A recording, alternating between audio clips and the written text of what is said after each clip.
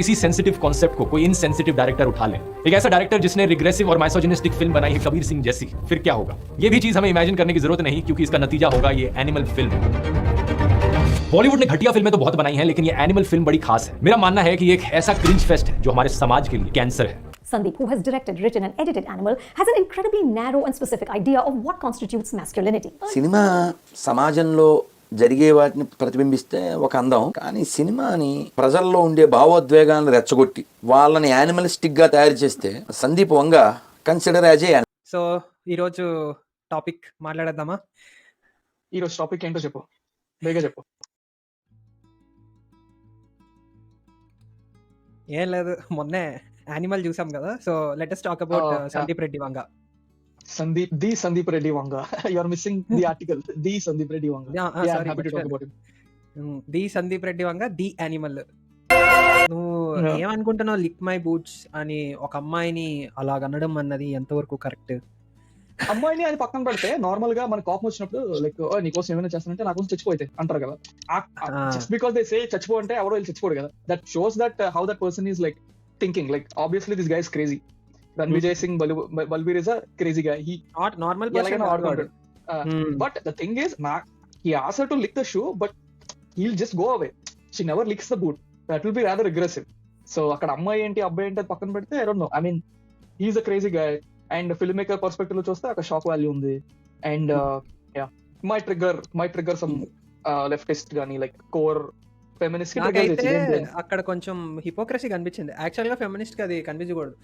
ఇక్కడ ఒక పాయింట్ ఏంటంటే, సందీప్ రెడ్డి కొంచెం వాడు బాగా హానెస్ట్ రా బాబు. ఎందుకంటే ఎవరైనా అంటే ఆ సీన్ రాసేటప్పుడు ఎవరైనా సరే ఆలోచిస్తారు, అవసరమా ఇలా ఇంత లెవెల్కి వెళ్ళడం అవసరమా, ఇంత ఎక్స్ట్రీమ్ గా రాయడం అవసరమా అని. They might close their book, ఇంకేదైనా సీన్ ట్రై చేసుకుందాం అనుకుంటారు.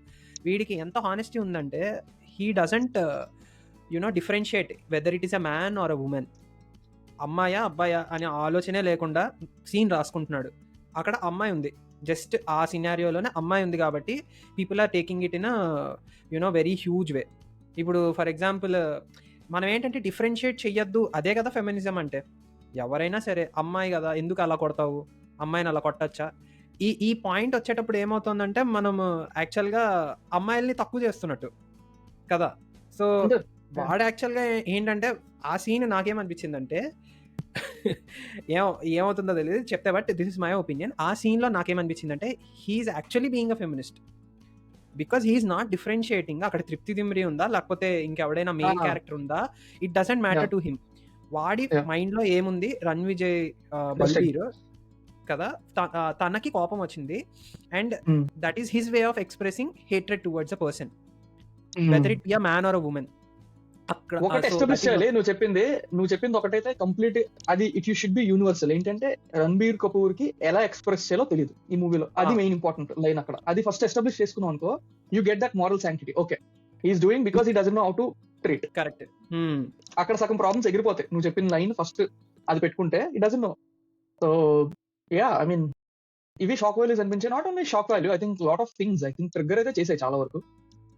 I mean for example, people right poems, right? నేను రాసేవాడిని పోయమ్స్ అప్పుడప్పుడు, నువ్వు రాసేవాడు పోయమ్స్. సో ఆ ఆల్ఫా మెయిల్ దాంట్లోనే చెప్పాడు అనమాట, ఆ కంపారిజన్ లోనే నెక్స్ట్ పోయిటరీ పుట్టింది. సో అక్కడ కూడా రియాక్ట్ అవుతాం, but it's okay. I mean it's his way of, it's his POV. Movie is about Sandeep's POV. Like that's what I think. Like విమెనే కాదు, మెన్ కూడా ట్రిగ్గర్ అవుతారు అట్ టైమ్స్ లో, బట్ యా. సో మనకేంటంటే ఆ జడ్జింగ్ లెన్స్ ఉన్నదంటే వీడి movies చూడడం చాలా చాలా కష్టమైపోతుంది. ఒక లెన్స్ పెట్టేసుకుని వచ్చావు అనుకో నువ్వు, ఎనీ మూవీ రా.